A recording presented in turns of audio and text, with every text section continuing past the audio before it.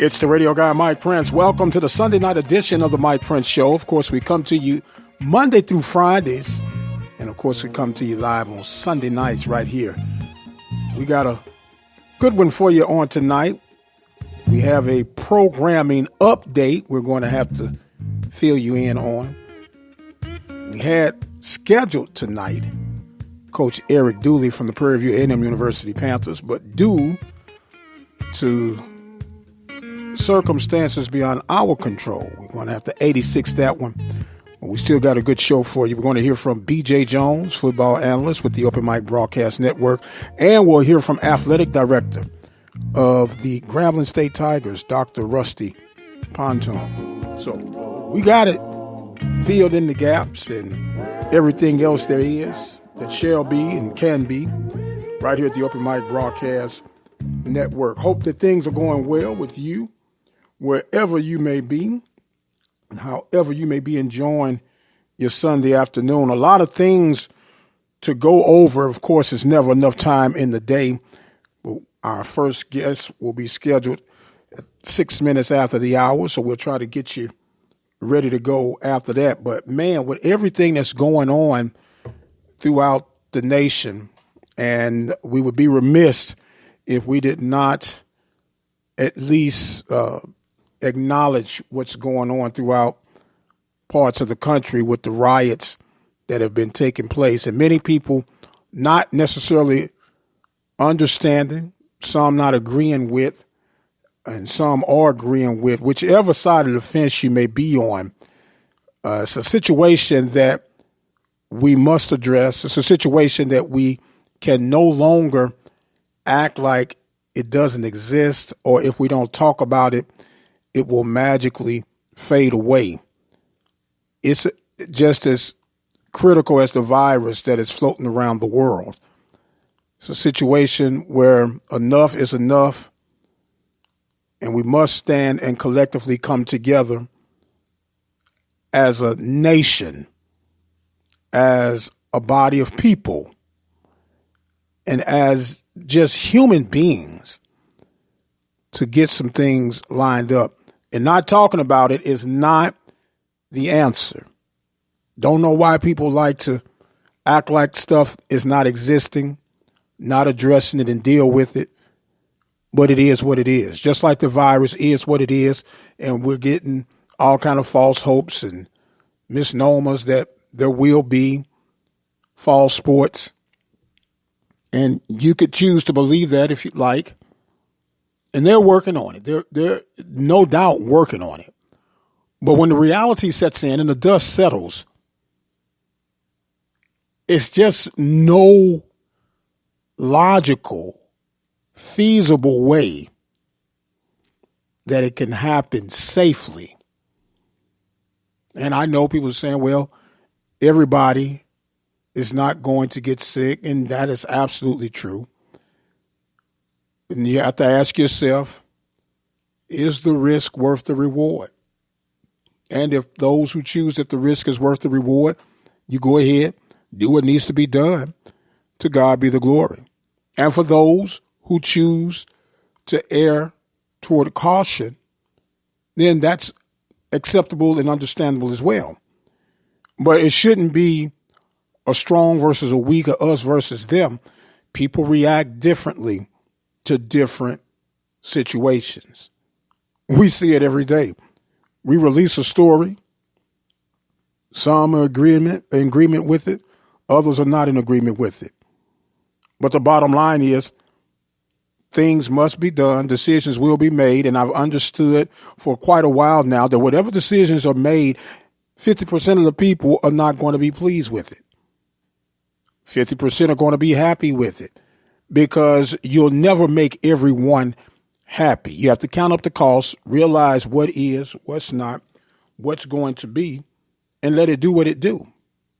It's not that complicated. We make it complicated because we're passionate about what we believe is right. We're passionate about what we want to see happen, especially when we can benefit from it. And when it seems like the way we want it to go is not quite benefiting, then all hell breaks loose. All chaos breaks loose.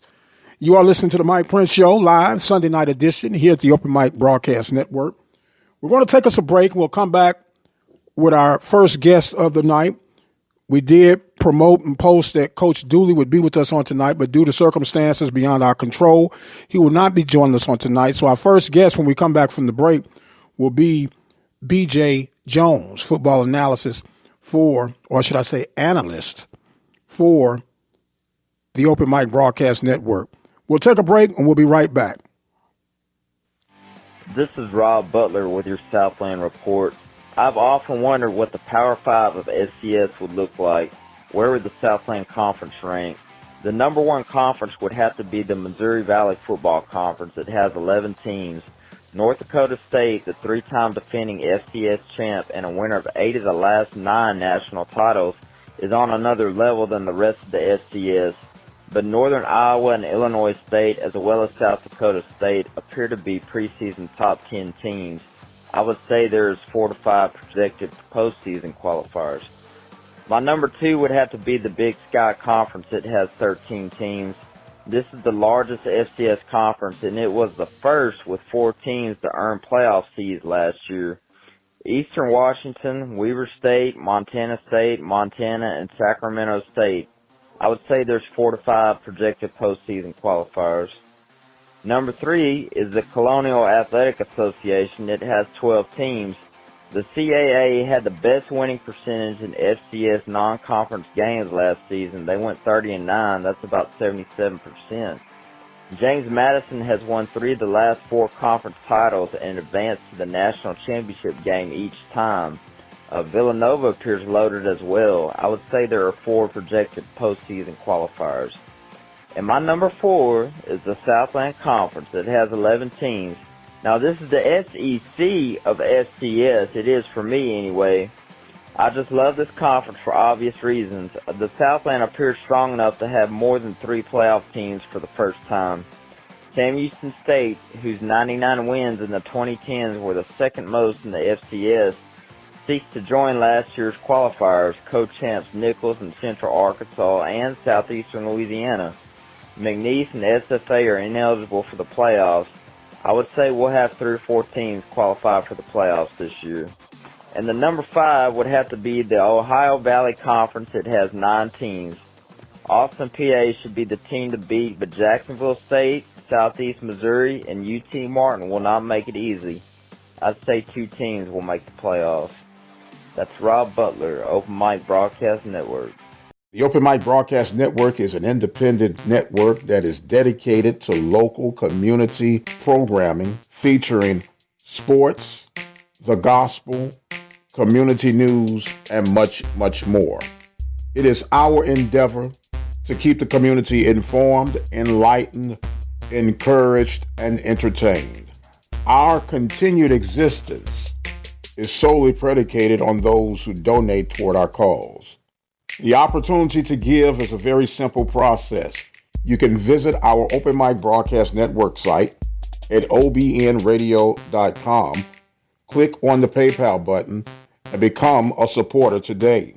For those of you who would prefer to send in a donation, make all checks payable to Open Mic Broadcast Network, OPEN, capital MIC, Broadcast Network, P.O. Box 891, Prairie View, Texas 77446. Thank you for your support. Thank you for spreading the word of the Open Mic Broadcast Network, serving the community through faith and athletics, the voice of student athletics since 2002. And welcome back, ladies and gentlemen, to the Sunday Night Live right here at the Open Mic Broadcast Network. Of course, you heard the Southland Report by Rob Butler. Thought that was pretty interesting with his Power 5 of the FCS. We'll talk about that a little bit later on. Our first guest on tonight will be none other than B.J. Jones, football analyst for the Open Mic Broadcast Network. B.J., how you doing tonight, my man? Man, I'm doing pretty good, Mike. Man, I can't complain, man. It's a beautiful Sunday, man. It's almost like a picture perfect day, man. I'm doing pretty good. Well, I know you've been in the thickets of some of the rioting that's been going on. I'm praying that you and your family are safe from riots, harm, and safe from the COVID harm. So you got a double barrel aimed in your direction right now, man. Oh yeah, man. It's a lot going on, man. It really started Friday, downtown Friday with everything that's going on, and it's been Saturday and protests and demonstrations today. Everything's been downtown. I live about 25 minutes from downtown, so everything has been downtown. But man, it's definitely, man, with everything that's going on in our country, man, it's definitely I think an enlightenment time for others, a reminder for some, and hopefully we get something. When I say we, I'm talking about us collectively as a nation. Hopefully we get something out of this. No doubt about it. And when we talk about something, and people that have never been on that side of the fence, it's really hard to try and explain of what it's like to be systematically picked out to be picked on. And when you've never had, and the only comparison that I tried to give in a sermon on this morning was I was there for all three of my children's birth with my wife. I was there through the whole process, but I still don't know what it's like to give birth. Mm-hmm. And until you've been in these shoes, I'm a little bit older than you, and I'm pretty sure that you've had your selective questionings by the said be officers of the law that's supposed to protect and serve, but sometimes it seems like it's to seek and hunt. And it's a different scenario, a whole ball of wax. And hopefully, as you mentioned, there'll be some healing to come through this. And sometimes you have to turn over the boat to let folks know that you're in the boat. And some folks say, just let the boat go along with the currents. But sometimes you got to splash and make some noise and say, hey, we're here. And we just pray that everyone is safe and sound throughout that. Then on top of that, they're talking about the virus is more than likely going to spike up even more, and the people that are out there protesting need to go out. So it's a double-edged sword, but I guess certain things are worth lining up for. Yeah, I mean, you have to ask yourself, how fed up, how mad, how frustrated can one be to put themselves at risk of a deadly virus to show the world to voice their frustrations? Absolutely. I mean, how upset that one can be. And you talk about, different instances. I had an instance right here at my own home about 3 weeks ago, almost 3 weeks ago to the day. So, yes, I mean, it happens. Right. And you can't even prepare a person who doesn't understand. I have two young men, 24 and 21 years old. Since they were 9, 10 years old, I had to sit them down and explain to them the do's and the don'ts if you ever come into a situation with police officers. It's not a game. It's not, what's the thing, Grand Theft Auto, where you can hit reset, and if it don't work out the way it works, because once it's over, it's over. So it's a reality check. It's part of the survival kit when you're raising, and it's young black women as well, but in particular, we're talking about young black men. And when I'm talking about young, not necessarily teenagers, but just being black in America, there ought to be a degree and what they call it, hazard pay just for that. But we'll get caught off in a whole nother deal, man. We're going to talk a little bit, if we can, about the latest and the greatest that's going on in the world of football. In particular, we focus on that FCS, but we know that FBS is calling the shots. Everybody else is trying to line up to it. But really, there's a difference of night and day, apples to oranges. What do you have coming from your side of the camp, man? Man, I saw that, a lot of schools, conferences are basically saying that tomorrow, June 1st, that they are going to allow students back on campus.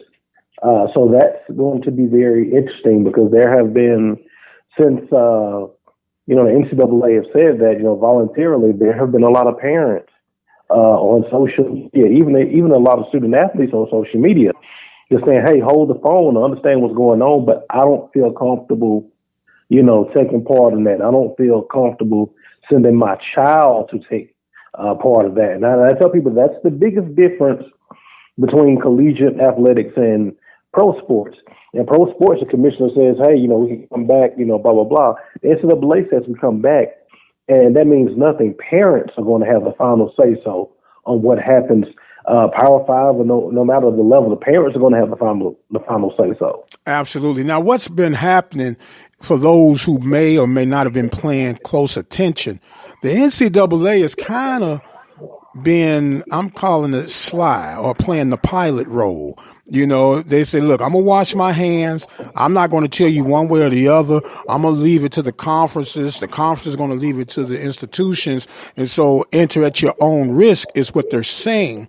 But they've made clauses to, if anything does break down, they can't be directly held accountable. So when you say that June 1st, I was speaking with a couple of ADs over the weekend. They said employees can come back June 1st, but we're trying to work it where student athletes can come back, quote unquote, voluntarily June 15th. It's a juggling act still, BJ. Oh, absolutely. And one of the things that people have been talking about, the narrative that's been continue to be pushed is, hey, the Power 5 wants their way with this. And a lot of people think that this may be an opportunity for the Power 5 to go ahead and pull away from the NCAA. But ultimately, what the Power 5 wants, the Power 5 is ultimately going to get, and that's the way that the NCAA is going to, that's the side the NCAA is going to fall on.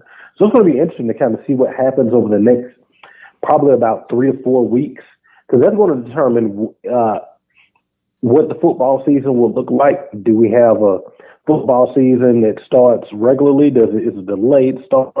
Will fans be involved? Will it be 50% capacity?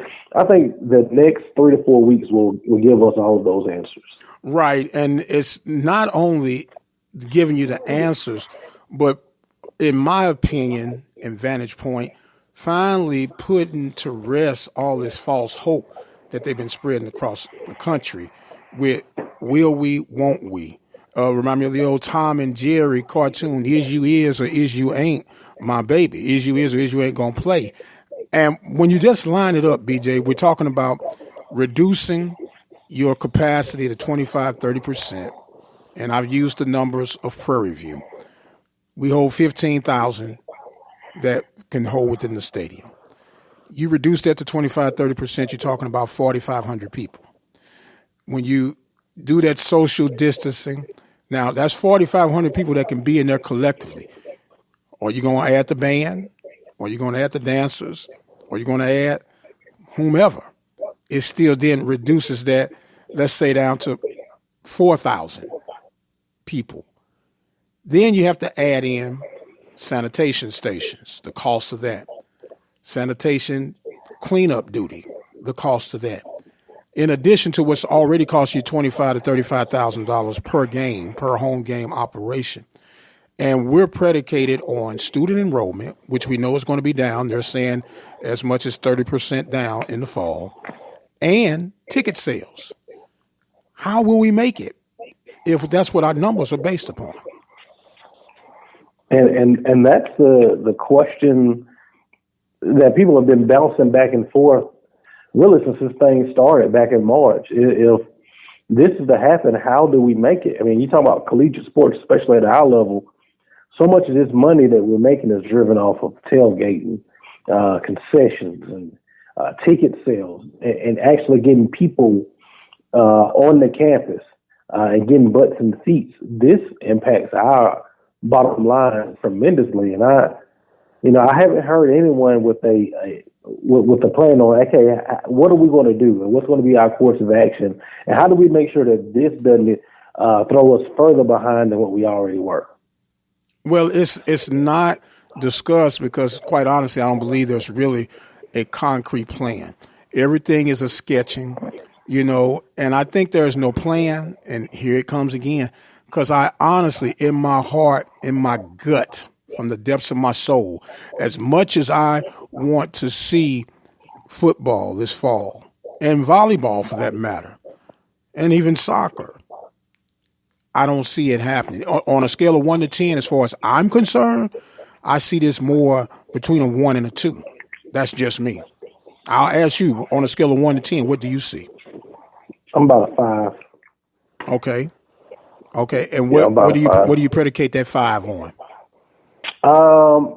When I say 5, I just think that there's so much pressure to have athletics, and I think that the FCS schools are going to cave into whatever the Power 5 schools are doing, and that's the nature of the business. Sad part about it is, health be damned, second wave be damned. People are headstrong about having football, and football ain't basketball. Yes, losing March Madness was big, but hey, most people don't watch college basketball until March Madness anyway. Yeah, it stung a little bit, but football moves the needle, especially in our part of the country. Move no other sport does. No, well, you're right. We lost you just for a second. You said it moves the needle, and complete that final statement, what you just said. Yeah, it moves the needle in a way that no other sport does. Just everything, the economics of the game, the politics of the game, everything. And it is very important down in our part of the country. Oh, it's a lifeline. I'll go that far to say that it is an extreme lifeline for this part of the country, and to be honest with you, the entire country when it comes to the gridiron. But you said it just earlier, to health be damned. And it's almost as if they're saying it without saying it. Every man for himself. Get in where you fit in. If you're scared, stay home. That's what you're hearing, and they're saying no risk, no reward. And that's what makes us great. That's what makes us whatever. And to all of that, you can wave a flag, have a parade. You're absolutely right and entitled to that. But if you push that needle and you're willing to push that needle, you have to be willing to deal with what can happen on the flip side of that. And if they're consciously clear about doing that, then so be it. Then people will have to make decisions. And here's something else. They can say what they want to say. Well, we've been locked down with the economy, this, that, and the other. You could open. People are not going to go if they're not feeling comfortable. And so it's not that you're being strong on. People do not feel comfortable. People, and it doesn't matter if you're Republican, Democrat, black or white. Yeah, you got some extremists that say, hey, I don't need this, I don't need that, and they're doing their thing. But for the most part, majority of the people do not feel comfortable going out until there is some type of signs to show that this thing can be controlled, if not cured. And I'm the same way, man. I fall in that grouping of people. Even if we have football this year, I'm not comfortable going. And I don't care what kind of parameters that they have set up, because we're learning about this virus every day. We know more now than what we did 2 weeks ago. And Lord forbid you go back to the stuff that was said back in March and late February when this thing first came about. So, right now, no, I'm not comfortable, at all being in the stadium with 3,000-4,000 people. And I don't care how far they're distance out. Is to me, a young man with a family is not worth the risk. Right. And, the media wants you to feel paranoia and this, that, and the other. I don't have time to get caught up in no tug of wars, in no contest of ego and testosterone floating across the place. You're accountable for yourself, and for if you happen to be a parent or a household leader, you're accountable for those under that roof. And you have to do what's going to be ultimately best for you and yours. We're talking right now with B.J. Jones on the Mike Prince Show Live, Sunday night edition. And B.J. was gracious enough to close this gap out on tonight. And speaking of closing gaps, B.J., the APR readings came out a couple of weeks back. And it's been some shocks across. And I tell you what, I know my beloved Panthers are in a dismal right now. They had a 9-10, and they're on postseason band play right now. But the one that surprised me more than anything was Howard University. Yeah, I mean, but I think there's been a mass exodus of players from Howard's program. You had the first group of guys that left after Coach London took the job at William and Mary. So you had guys who transferred out then. In comes Ron Prince. We know about the tumultuous time that he had at Howard University and what was going on there. So you had players to leave out, then as well. So you keep combining that, and Howard has been a revolving door of coaches. Mike London is kind of been there. He had it going for a little bit. I mean, that's how Howard ends up getting in the situation that they're in. You bring kids in, they're not graduating because they're going out to other places. I mean, that hurts. And you have some guys who just will, maybe not even, they just completely just wash out. You have to deal with that as well. So, yeah, tough times for Howard. Yes, sir. Yes, sir. And, depending on who you ask, in the MEAC, they say, well, Howard's not that serious about sports anyway. They do it because it's trendy. I don't know. I personally, if I'm the president AD, I don't want to be trending. I want to have success on and off the fields of competition. And I'm wondering, I've been vocal about a few things, and I'll continue to be vocal about it, especially if I believe it to be true or passionate about it. But I think the APR is a scam anyway. That's just me. I think it's a scam. It's a moving target, and it's a target that once you think you've understood it, they said, oh, by the way, we added these 2 pages of rules while you was figuring that out, so now you got to get caught up to this. That's just my opinion from it. I mean, I think that, the APR is one of those things where it's almost like you almost have to have a rocket science degree to understand it because it changes so much. You have to stay up on it. But, the thing about it is that the crazy part about the NCAA is that you have large schools that will commit murder, but the smaller schools are the ones who are going to get the punishment. I remember when everything was rolled out about Kansas and what might happen there, and I was like, "What? Small schools get ready." The NCAA is mad, and you can almost bet $1 to a dime. They're not going to take it out on Kansas. They're not going to take it out on Arizona basketball. They're not going to take it out on North Carolina basketball or Auburn football or Alabama football. They're going to take it out on a Southwest Missouri State or a Prairie View, or a Mississippi Valley or someone like that. Yeah, the small guy, it gets caught holding the body. and everybody else is down. Well, it's your fingerprints and your DNA all over this stuff, man. What do you mean you didn't do it? So I just think it's like a dangling of a carrot. You want to be a part of this and you want this money, then you got to go through these hoops and hurdles. And when you count up the cost, and you have to ask yourself, is it really worth the hassle of the money that you receive to go through these chambers dealing with NCAA Division I programming? Yeah, I mean, and I think that's something that, you have to be serious about Division I athletics. You can't cut any corners, and I think cutting corners has also gotten people in APR trouble. So if you're going to cut corners, just go Division II. Save yourself the headache. Save yourself some of the costs. But I think that APR has really caused a lot of our institutions to really look at themselves and say, hey, what are we really doing this for? And the good thing about it is HBCUs have gotten significantly better in APR than what we were looking at, 4 or 5 years ago. Mm-hmm. Mm-hmm. And when you look at that and you count up the costs that the virus is going to set institutions back, in particular that of FCS, HBCU ranking, and the APR challenges, it might be time to go back to the drawing board, little brother. Yeah. Yeah. So, I mean, I think that with the coronavirus, I think it's going to have a lot of people reassessing some things.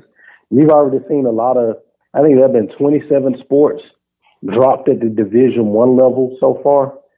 And I think as this pandemic continues, I think you're going to see that number grow. So I think you're going to see some changes. People really considering, hey, is at the end of the day, is it worth it? Is the cost, is it worth it? So, and like I said, we'll see what happens if this pandemic keeps up. Well, I believe it's going to keep up at least a little while longer, but whatever it's going to do, we're going to be there to do our thing and keep reporting on it. BJ, man, you know you've been a lifesaver on this evening. I want you to share your contact information on how people can get in contact with you and keep up with the work that you're doing, my man. All right, yeah, you can find me on Twitter as at Inside HBCU Football. I'm also on Facebook, BJ Jones. Also, you can find my writings at Inside HBCU Football. Also, got a couple of articles will be coming out here soon with HBCU Game Day. You know, we got to do something to get us through this time, man. We're dealing with the COVID-19, dealing with what we're seeing across our country right now. We start talking about again, the injustices against Black people, man. I had to do some writing, man, to kind of try to keep myself sane. So that's been my outlet. So all that stuff will be coming soon. The writings. I talked about different things that are going on in this way. Y'all look out for that. But that's how you can find me. All right, brother BJ, you keep on writing, man, and keep on holding on, and we'll be staying in contact. And I appreciate you for joining us on tonight. BJ Jones, taking care of things, holding it down here at the Open Mic Broadcast Network. We're going to take us a break, and we'll be right back with more of the Mike Prince Show live on the Open Mic Broadcast Network. We'd like to take this time to recognize our sponsors and supporters at the Open Mic Broadcast Network: Brazos Valley Schools Credit Union, Temple of Refuge Ministries, Prairie View Athletic Club, Attorney Lee Van Richardson, Farmers Insurance of Hempstead, Texas, Diva Skin Conditioner, Helping Hands Lawn Service. Thank you for your support of our local and regional coverage of student athletics here at the Open Mic Broadcast Network.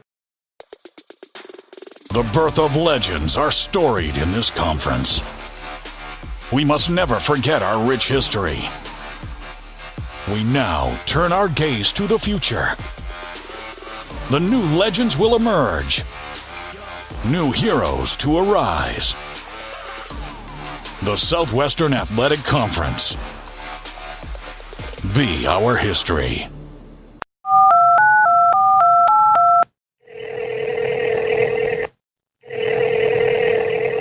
It's the Open Mic Tele-Network line. Dial 720-721-1558, and instantly at your fingertips, you'll have the latest local news, weather, and sports. Need a word of encouragement? Dial 720-721-1558. The Open Mic Tele-Network line features weekly prayer, verse of the week, and local ministries at your fingertips. Everything you need on demand. Dial 720-721-1558. 24 hours a day, 7 days a week. No internet? No problem. No Wi-Fi? No problem.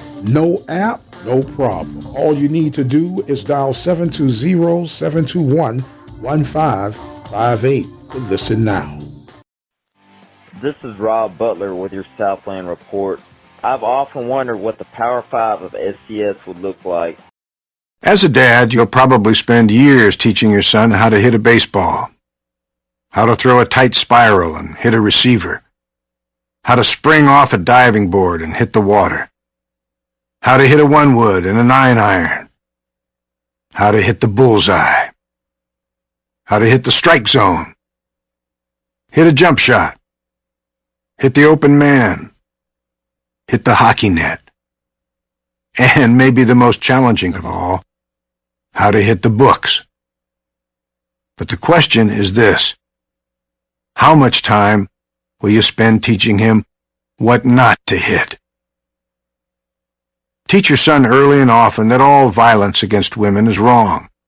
For tips on what to say, visit endabuse.org.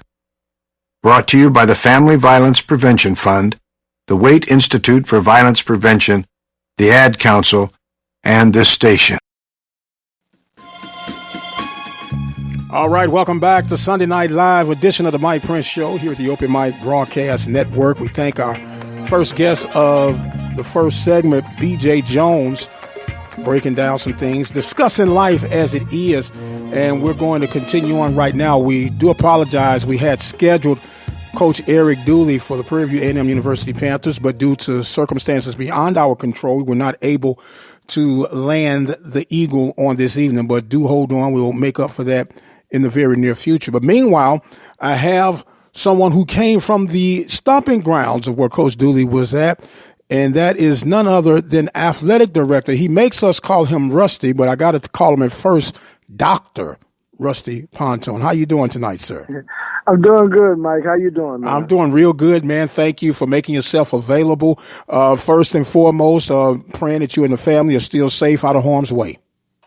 Yes, Mike. Thanks a lot. We appreciate that. We are. My mom is doing well, which is my biggest concern. My wife and my baby girl, who's I say baby girl, she's 29, but all doing well. Family is doing well. Hey, no matter how old they get, brother, they're going to always be baby girl. I'll always be the baby girl.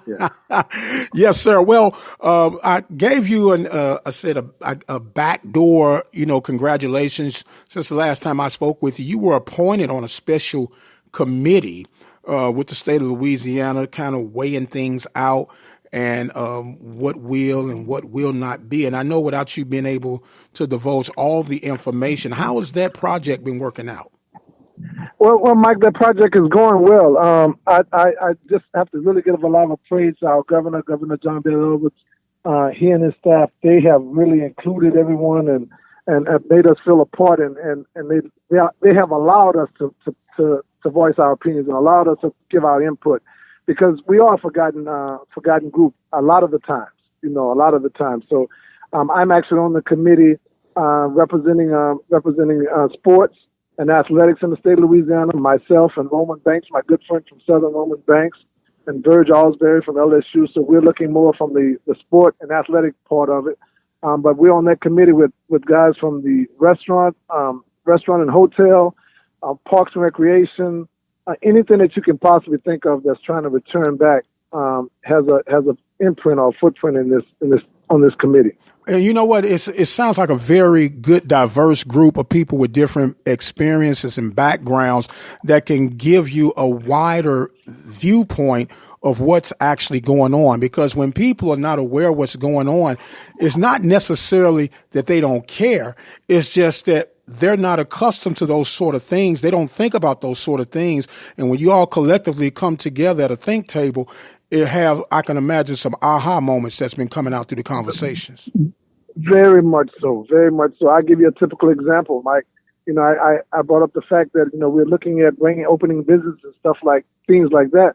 I said, well, we're a university, we're a business also, but we're in the business of keeping our students safe. Will there be any offerings for testing and continued testing and tracking for our students? And it was like, wait a minute. Oh, yeah, we do have, because guess who are the consumers in this area? Students are. Students account for over $300 million in North Louisiana as far as economic impact. So if you're talking about opening up, you're talking about making sure that this group of individuals are safe also. Yeah, and that's what people go like, oh, wow, didn't think about that. And which brings me back. I hear that you're at the table with LSU. And we know that we won't even say night and day. We're going to say 3 nights to 1 day when it comes to the money factor. No, a month. Okay, there you go. A month to a day. Yeah. A month to a day. And so their urgency is not necessarily our urgency. And whether we want to call it being oblivious, ignorant, some would even go to say even racist on some of the decisions and even comments being made. What have been some of the discussions with you and LSU at this table that they didn't even have nowhere near their radar? Well, you know what? I tell you one thing. Verge has been a tremendous ally for us from LSU. And the good thing about this committee and the good thing about, he and I had a relationship prior to this and also with Roman, that to share information, because this is not an individual thing. This is not a university thing. This is not a state or a national. This is a global pandemic. So we're sharing information, and a lot of the things that they are doing No, we can't do, Verge. I mean, we can't test everyone in the program every day. We don't have the resources to do that. Most of us don't have the resources to do that. A lot of teams in the FCS, institutions in the FCS, don't have that ability to do that. So the things that we can do as far as monitoring, you know, as far as tracking and having ideas on how to setting up actual practices and workouts to be on the safe side. Those things that they are doing, some of the things that we can pick and choose those things that fit to us. So yes, from the standpoint of that, I mean, financially, I mean, they literally have that professional teams have. So it's not a problem for them to bring their players in 2 months before school starts, because ideally they can literally house their kids, test their kids. They can do everything within their facility. They can eat, go to school, test, train. They can facilitate testing, all of that within that one area that they have there, and they can closely monitor. Most of us don't have those type of resources. We can't do those things. So absolutely. Yes, sir. And I didn't mean to cut you off there. I was just thinking about. No. I'm sorry. No. When Ole Miss, they did a very noble thing. You know, they had some football players that were hungry, and they were able to create with them some bank cards with I think $105 a month or something like that for food. That doesn't sound like a lot, but if you do 100 ball players just on a football program, and then you count up, say you got 600 student athletes on campus, that can add up pretty quickly. And doesn't sound like much for one player, but to be able to have those means and resources go a long way. But we don't spend a lot of time crying about what we don't have. We make the most of what we do have, which is why in a roundabout way, even though the crunch is here, it's not as effective. Not that it has not been effective, but it's not as effective as it is on us versus those who used to just throwing money out the window. Well, you know what, and Virg, you said 100. Guess what? And don't quote me on this now, but I'm hearing that those student athletes who are coming back early, they have a living allowance, a food allowance of $1,000 a month. Come on, Virg. I mean, not Virg. Come on, Mike. So, I mean, it's so. Hold on, man. Hold on. Yes. You got folks that are on Social Security that's barely making $1,000 a month. Exactly. They have that to take care of their food and necessities as far as like just little things around their apartments and stuff. So it is night and day difference. But again, you made a good point now, Mike. You know, when you're used to dealing with the minimals and you're used to dealing with things and making ends meet, you know, we just have to make things meet even more so now. So yes, we have not been oblivious to the fact that we've had hard times before, and we continue to have hard times. My hat's off to all of our staff people, coaches, administrators who work extremely hard to make sure that we do everything we possibly can to keep our kids safe, and they do it on a daily basis. A lot of times out of their own pockets. So yes, sir. This is not new to us. This is not new to us, because I know, Mike, if I was hungry and I came to you and said, Mike, can I have some red beans and rice? You'll fix me a plate. Hey, man, no, I'm going to get you a bowl. I ain't gonna get you no. I'm gonna get you a bowl and say, "Keep on, man, brother. Eat as much as you can." That's right. And if you spend the night, you're gonna get that same bowl and fill it up with oatmeal the next morning. Next morning. That's right. Yes, sir. We're talking with Rusty Pontoon, the athletic director for the Grambling State Tigers, on a special committee with the state of Louisiana, but still have to do the daily grind of balancing his department. We spoke with your good friend Roman Banks yesterday on the Carlos Brown show, and it's getting closer to where you might not be at the point of thinking about shaving programs, because you have to keep a certain amount to keep the Division I status. But it's to the point now to where it's getting closer where you have to start looking at job security and possibly furloughs, and that's never an easy situation to be in. No, never, Mike. And again, my hat's off to our administration. They've done everything they possibly can to make sure that we minimize those effects by utilizing situations like those individuals who are retiring, freezing those positions, and having others, to kind of like take on a little extra burden to accomplish some of those tasks that those individuals are retiring. Individuals working and not getting paid for additional opportunities, additional job duties and everything to make sure that the students don't miss anything as far as, what they're going to be getting as far as services and stuff. And it's not uncommon. I mean, it's not just, uncommon like for Grounding or Southern. Most of our HBCUs do the same thing. So we've been in this boat before. We know we just got to draw a little bit harder.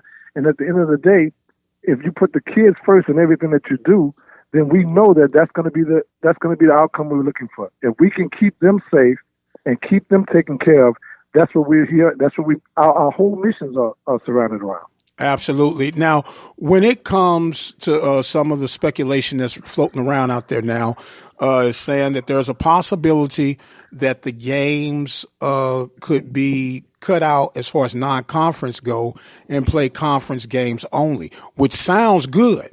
Sounds real good. But in reality, we kind of live for those non-conference games because those are some paydays that can offset the budget. My question is, would it be worth the continuation of the football season if you're not able to include the non-conference games? Well, Mike, we're going to lose $1.1 million if we don't play those first 3 games. That's 20% of my revenue for the year. Well, closer to 25% of my revenue for the year. So just on those 3 games, that's 25% of your revenue because football plays such a major role as far as guarantees are concerned. Now, if we don't play those games, no, the season is still salvageable. Our commissioner, Charles McClellan, has done a great job of positioning us and making sure that we're informed and giving us different scenarios that if we had to play a 7-game season or a 6-game season or a 5-game, how that would work out. So we could still play. The season may be a shortened season, but the one thing, like we talked about before, Mike, the one thing we know for sure is that we don't know. I mean, that's the one surety is that we don't know. We don't know where this thing is going to go. It looks bleak now, but we keep our, like you say, our hands and our faith in God, and we hope and pray that something comes around where we can make sure that we can keep our students safe as they come back to our institutions and keep our players safe, have good sporting events that would support the university and support just the morale. I mean, people are hurting. People are hurting, and one thing that unifies us is sport. But we have to do that, and we have to do that unification through safety and making sure, because there's no game worth any one of these kids' lives. No game. Amen to that, brother. Amen to that. And with that being said, if the season was to go on with no non-conference games, which is going to be, you said 20 to 25% of your budget, what are the plans, or have you even started making plans on how you will handle homecoming, or even if you would have a homecoming this year? Well, it goes back to, a good friend of mine said to me the other day, say, man, common sense ain't that common no more. And I was like, you know what? God, you might be right. We just have to use common sense. You won't be able to have as many people. You're going to have to scale back on the number of tickets that you sell. You can't tailgate just sporadically like we normally tailgate. You have to keep things in clusters with family members and those kind of things. We have to wear our masks. We have to do all of those things that we say we need to do in order to stay safe and make sure that we protect each other and protect our students. So we could still have those events. They will not look, Mike, like they used to look. They will, as long as we have a pandemic around like this, those events will not look. The world itself will never be the same. So a lot of the things that we are accustomed to, we're talking about smaller travel sizes, units. We're talking about cutting back. There are no buffets and there's things like that because those things are not conducive to CDC regulations. So a lot of things would change. We may be having to go, if we had to play Jackson, go to Jackson and come back the same day because it's safer for our kids, as opposed to spending the night before and that kind of thing. So those are the kind of sacrifices that we'd have to make in order to actually put the game on or to engage in contests. But we'll do what we have to do in order to make sure that our kids are safe. Man, you talking about going back to the old school way of playing games days. In the swag. Wow. We call them touchdown trips. You get in there, You know, as a matter of fact, you start putting your pants on when you get halfway to your point destination. You don't hear me talking, Coach, and then Mike, you know I know, Mike. You know I know. I've been in the conference over 30 years. Yes, so sir. Know I know. Yes, sir. And look, and if you happen to win on the road, don't take your helmet off. Run straight to the bus because you don't want to get hit across the head with an alley apple or anything like that. So trust me. And you know you're not gonna eat in their city. You got to eat in the next city down the road. You better pack an extra ham sandwich. And if you happen to be a little greedy Earl, then Earl, you're gonna have to suck your thumb until we get out of harm's way, brother. Because you're right. It's a tough time. We're talking right now with Rusty Ponton, athletic director of the Grambling State Tigers. Now, Rusty, I want you to remove your athletic director's cap, and I know you have to juggle this, and you've been a man of leadership, and just from a personal point of view. If you had a son or daughter eligible to play, I know you said your baby was 29, but if your baby was in these times, as a parent, how comfortable would you feel on letting her go back and compete? You know, and Mike, you say that, I'm going to say this, which is why we're being very cautious before we bring any students back. If things are not in place, like I would want to see my child come in place, we will not bring those student athletes back under those conditions. So when you say that, I'm saying that we know that we're living with this virus. It's part of life now. We know that, but we can do certain things to make sure that we minimize and mediate the effects of this virus, and that's through testing. That's through making sure that we have them educated, making sure that they follow the proper procedures, monitoring. Monitoring is so important, Mike, because guess what? These kids think they're invincible. There's nothing can hurt me. I'm the greatest athlete in the world. I do all these things and train. A little virus that I can't see, smell, or touch is not going to affect me. Well, we know that's not the case. That's not true. But we got to put them in a situation where they're knowledgeable of what can happen, how to protect themselves, how to make sure they're keeping a social distance when they're not with the team, and then having a sense of ownership to the fact that, hey, you have to protect. I'm my brother's keeper. I'm my sister's keeper. So I have to protect you just like you have to protect me. So for me, answering your question, before my child would come back and play, all of these questions, all of these boxes have to be checked to make sure that you're putting. I know you can't guarantee me that my child won't catch the virus or will get sick, but you got to show me that you're doing everything you possibly can to ensure that they don't get out there and they're just frivolous and they can just get the virus anywhere willy-nilly, and we don't have a concern or we don't have a protocol. And then once you catch the virus, if you do, what are you going to do to make sure that my child is okay? How are you going to take care of my child? How are you going to quarantine them? How are you going to make sure they eat? How are you going to make sure that if they need medical attention, they can get the medical attention? All of those things have to be answered before I send my child to your university. Amen, and well spoken, sir. My final question for you tonight, Rusty, is this. If there is no football this fall, we know it's going to be an enormous impact financially. Will Grambling be able to survive this? And do you believe the conference will be able to survive this? I think through the leadership of our conference leader, our commissioner, our presidents, and those athletic directors who are within our conference, we will survive. We will survive.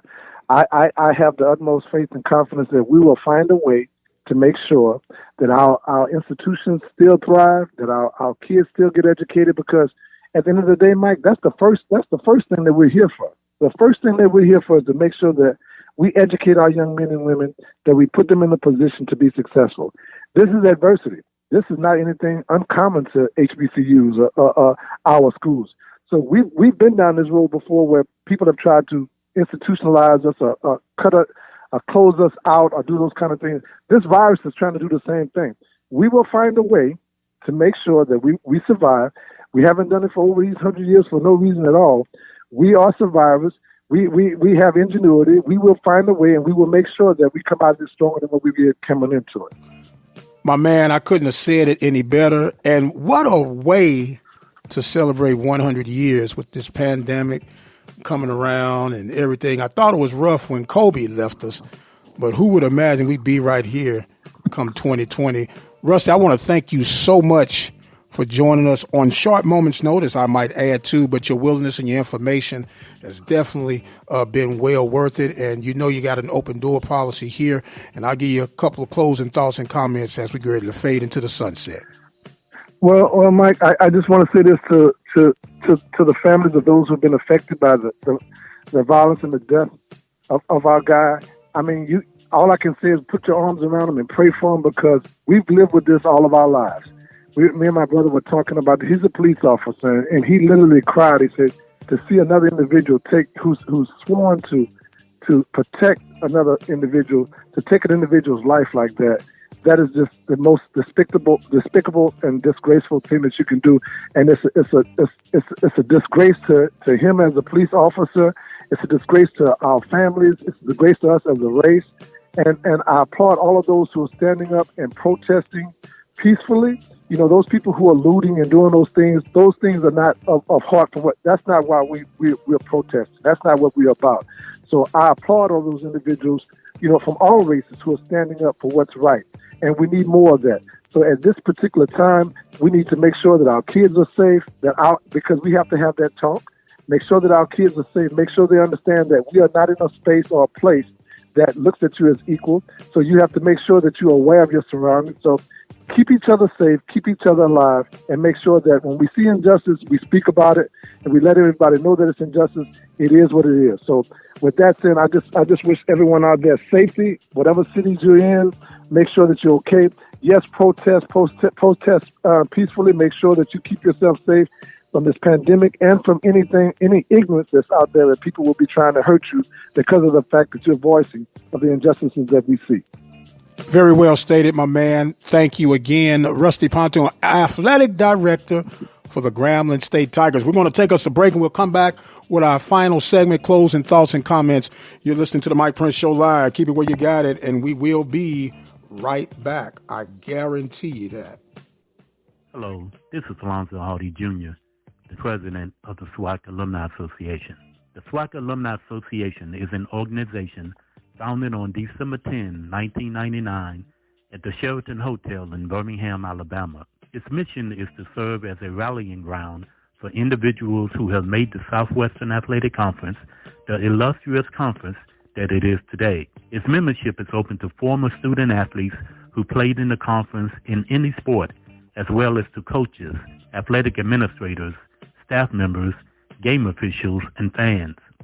Annually, the association holds a Legends Awards and Roast Banquet or luncheon where it honors individuals with Lifetime Achievement Awards, a Chuck Prophet Wackenmaster Award, and occasionally a Distinguished Service Award. Proceeds from that event help to finance degree completion scholarships for student athletes who have exhausted their playing eligibility at SWAC universities, but who may still need an extra semester or two to complete their college studies.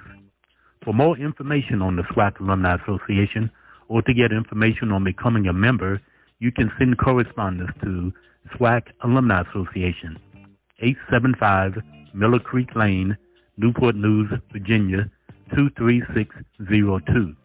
The email address is SWACalumniassociation@yahoo.com.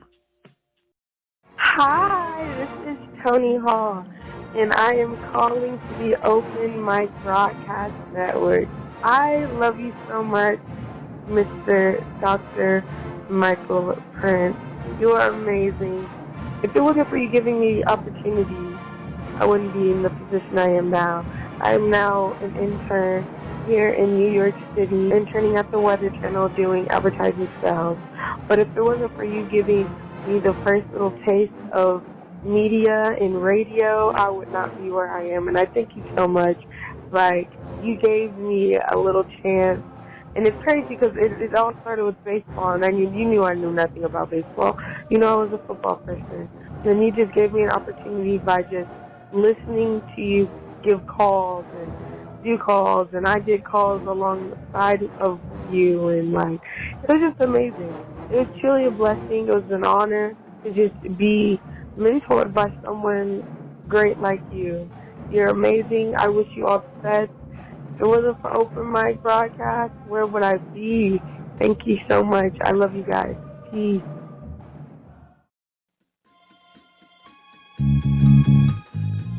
Well, look at the clock. Time says that it is time to exit stage left. I want to thank our guest on tonight, B.J. Jones, football analyst for the Open Mic Broadcast Network. Also, Dr. Rusty Ponton, athletic director of the Grambling State Tigers. A lot of information, a lot of things coming. We're going to keep it coming. Lord say the same when the creek don't rise on Monday morning beginning at 10 a.m. Don't forget we have the on-demand Listen Center. You can listen to the rebroadcast of this show. We have sermons on there, news, information, a lot of good stuff that you can get 24 hours a day, 7 days a week, right at your fingertips. That number is 720-721-1558. I'll give it to you one more time, 720-721-1558. And yes, we do appreciate you as always. And we thank you guys very, very much for making yourselves available with us on tonight. Don't forget, support those who help support us. Attorney Lee Van Richardson, Brazos Valley Schools Credit Union, Helping Hands Lawn Service, Prairie View Athletic Club, Temple of Refuge Ministries, Farmers Homes Insurance of Hempstead, Texas, and Diva Skin Conditioner, located at divafeet.com. I've got to go. My time is far spent. I am the radio guy, Dr. Mike Prince, and as always, you guys be blessed, and we'll see you on the other side.